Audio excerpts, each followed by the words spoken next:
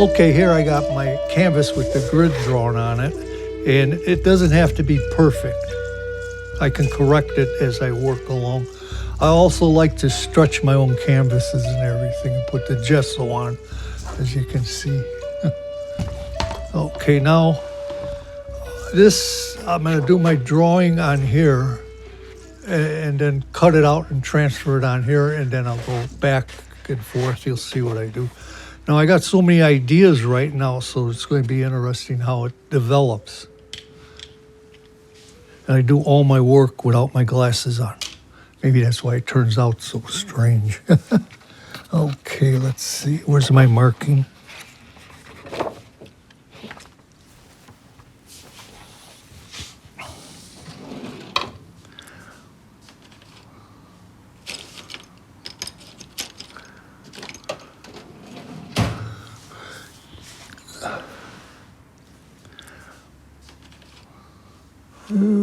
Now this will change. I'm just getting a basic idea of where my head's going to go. I try to paint almost every day. Now my hours have really cut down, you know.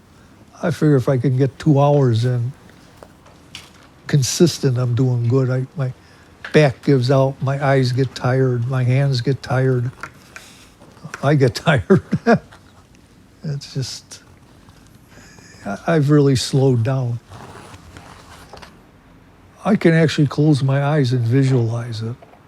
Like a lot of times I'll be sitting here and thinking also, an idea will pop in my head. Usually those ideas are pretty clear, but they never actually turn out exactly on the canvas. Because, you know, things can change. You see, that's not going to work.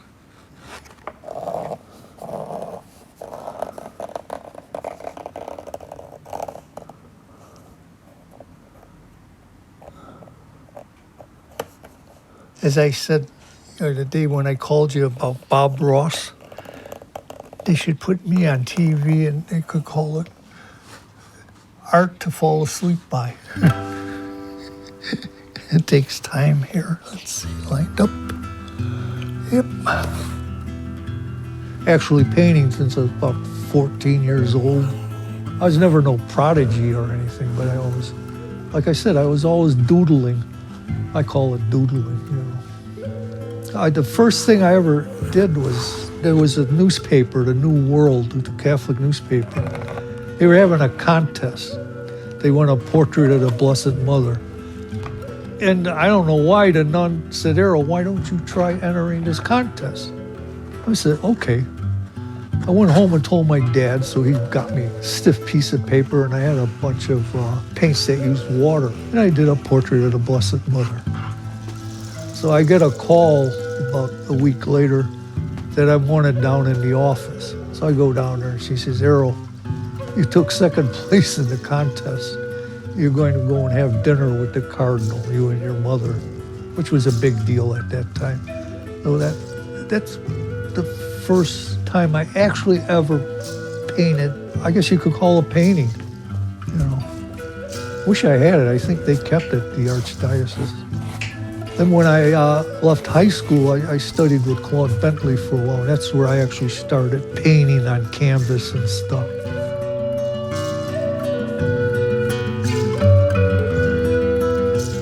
I always told people I was an artist, but I don't think I believed it at that time. It was just to tell them something to do. You know, because what are you going to do? I don't know. So that's how I got into this career. I don't even call it a career. It's something I really enjoy doing. And it's actually fun for me, and in my own way, very challenging. It's like figuring out these puzzle things, you know, in my head.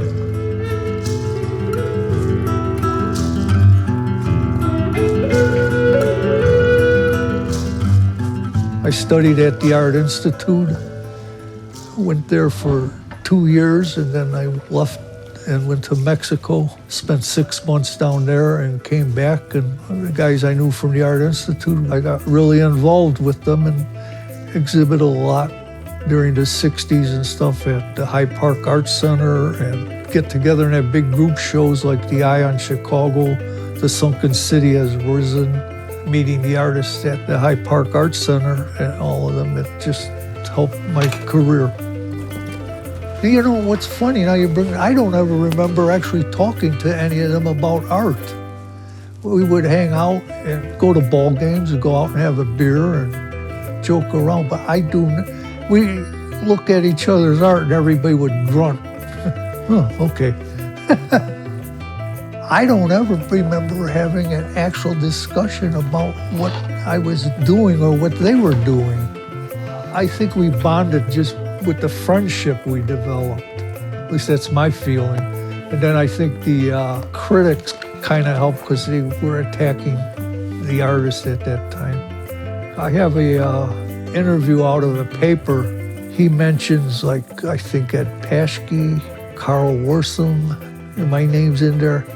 And really kind of let us have it. Like, I guess he wanted to come out and say we stink. He didn't quite put it that way. Now look who's on top of the art, big art. Ed Paschke, they all did well. But I think the friendship just bonded us. I felt like there was no real competition with each other trying to see who was the best or what we were doing.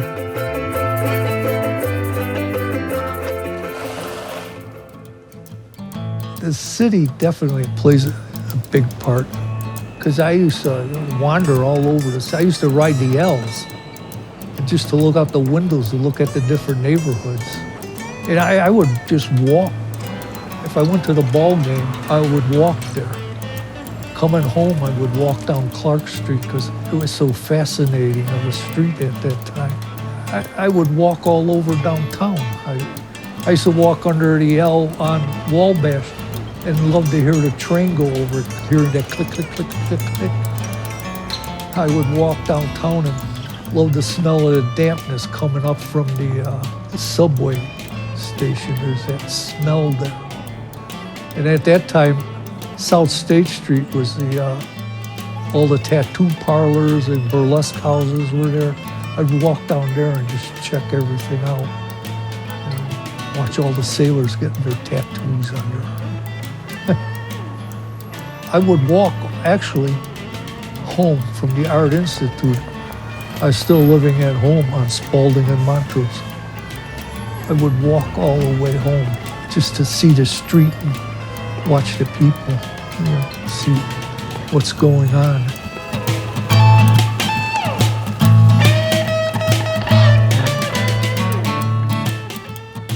Kathy used to get mad at me because I would stare at people when they'd get on the bus or something, just observing what they had or what they were wearing and stuff. Well, the head is, I remember one of my a drawing teacher, I can't remember, somehow he said, watch the head. He says, you can actually see it. If you watch it long, you can actually see how it changes, the eye muscles might drop a little. And I'm just fascinated with heads, I guess, put it plainly.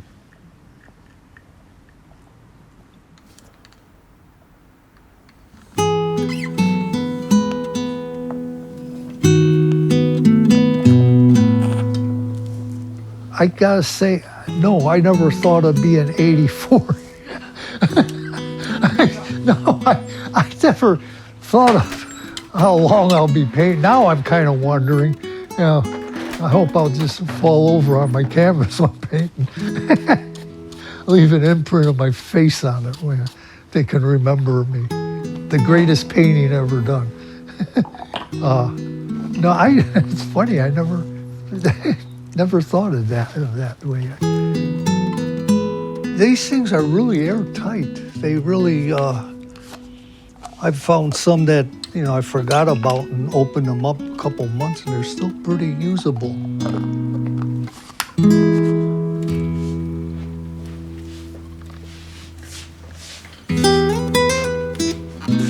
Clean these. Yeah, I gotta clean these. Do you have enough space? Yeah. Glad I don't drive anymore.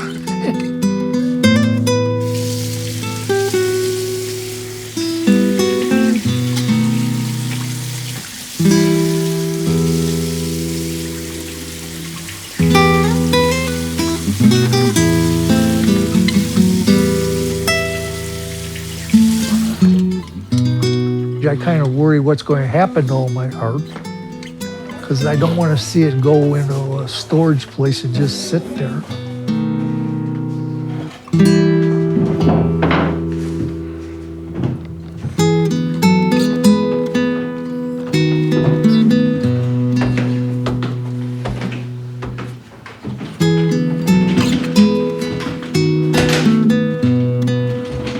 Because I do like seeing it on exhibit. I like people looking at it. If they like it, that's fine. If they don't, that's fine too.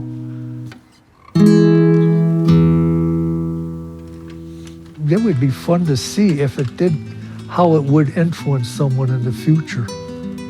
You know, I usually want to get their honest feeling.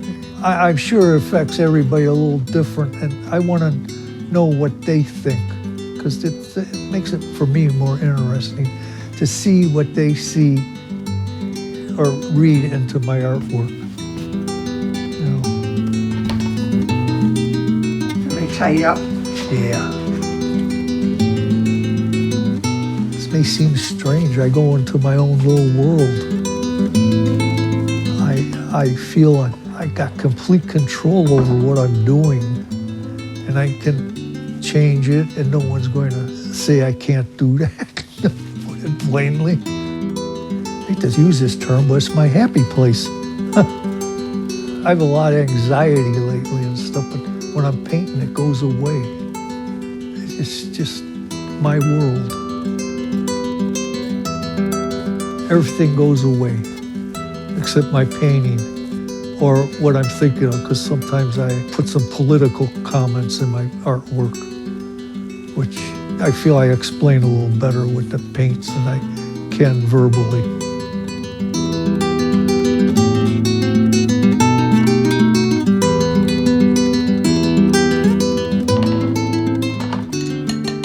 For some reason, I felt like I had a feeling I really know what I'm beginning to do on the canvas.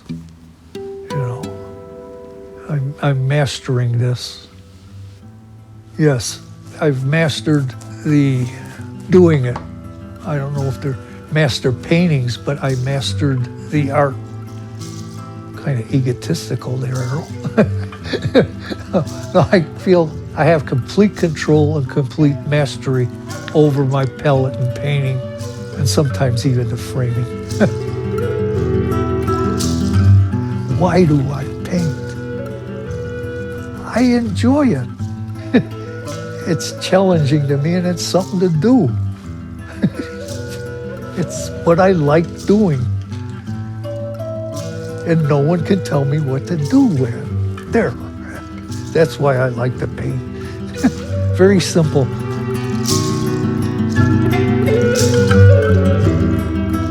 I have no real philosophy of art. I just do it.